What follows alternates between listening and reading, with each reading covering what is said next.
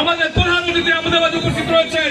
আমি সংক্ষিপ্ত আকারে আমার বক্তব্য শেষ করে বলছি, এখন অন্যান্য অতিথিরা বক্তব্য দিবেন। শুধু এইটুকু জানাই, আজকের এই সমাগম দেখে আমরা সত্যি খুব খুশি।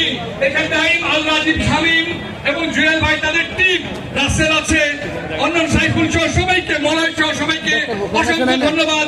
আপনাদেরকে একত্রিত করতে পেরেছে এবং ময়মনসিংহ সমিতি উত্তর ভালো করবে এই বলে শেষ করছি। আসসালামু আলাইকুম।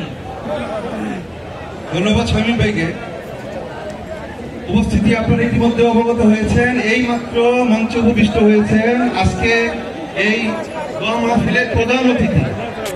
দোয়া মাহফিলের প্রধান অতিথি বৃহত্তর ময়মনসিংহের কৃতি সন্তান, বৃহত্তর ময়মনসিংহের কৃতি সন্তান, এই ঢাকা 13 আসন থেকে, এই ঢাকা 13 আসন থেকে 2018 সালে যিনি দেশনেত্রী বেগম খালেদা জিয়া এবং তারুণ্যের অঙ্গর তারেক রহমানের প্রতিনিধি হয়ে ধানের শীষ মার্কা নিয়ে নির্বাচন করেছেন এবং আগামী নির্বাচনে এই ঢাকা 13 আসনের মানুষ যাকে নিয়ে স্বপ্ন দেখছে, সেই বৃহত্তর ময়মনসিংহের কৃতি সন্তান, বৃহত্তর ময়মনসিংহ সমিতির সম্মানিত সভাপতি জনাব আব্দুল সালাম ভাই, বীর মুক্তিযোদ্ধা আব্দুল সালাম ভাইকে ফুল দিয়ে শুভেচ্ছা জানাচ্ছেন।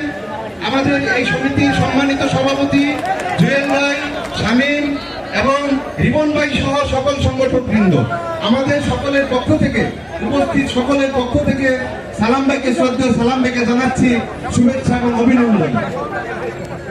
এবং